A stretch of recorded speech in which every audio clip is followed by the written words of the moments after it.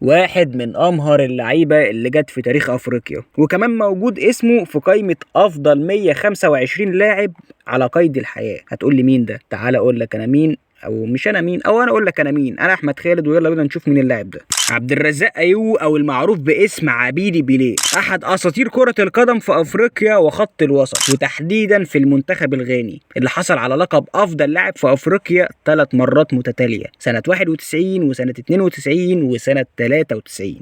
انطلقت المسيرة الاحترافية لعبيدي بيليه سنة 1980 وهو عنده 16 سنة مع نادي ريال تمال يونايتد، عشان يتألق معاهم ويطلق عليه اسم بيليه لمهارته اللي ما كانتش موجودة قبل كده في غانا.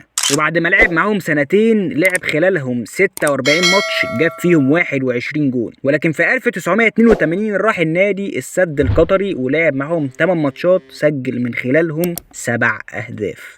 انطلقت مسيرة بيليه الأوروبية سنة 1983 من نادي زيورخ السويسري، ولكنه ما خدش وقت كافي عشان يثبت نفسه. شارك معاهم في 18 ماتش، أثبت موهبته وأحرز 9 أهداف، ولكن بعد كده رجع لأفريقيا من بوابة دراجون البنيني، ومنه إلى ناديه السابق الغاني ريال تمال يونايتد.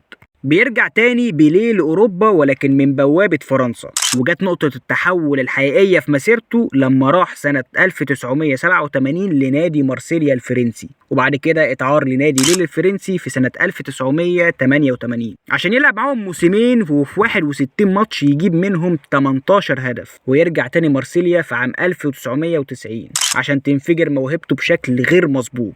لعب 3 مواسم تاريخية مع نادي مارسيليا، قاد من خلالها الفوز بالدوري الفرنسي 3 مرات متتالية، بالإضافة إلى دوري أبطال أوروبا عام 1993 للمرة الوحيدة بتاريخ النادي والأندية الفرنسية عموما. بعد فترة التألق مع نادي مارسيليا، وبعد انتقالات في الدوري الإيطالي مع تورينو وفي ألمانيا مع نادي ميونخ، اختتم نجم الوسط الغاني بيليه مسيرته الكروية مع نادي العين الإماراتي. انضم لهم سنة 98 وقعد معهم سنتين ولغاية سنة 2000. فبس كده الحكاية خلصت. نشوفكم بقى ايه في حكايات تانية وملخصات تانية. سلام.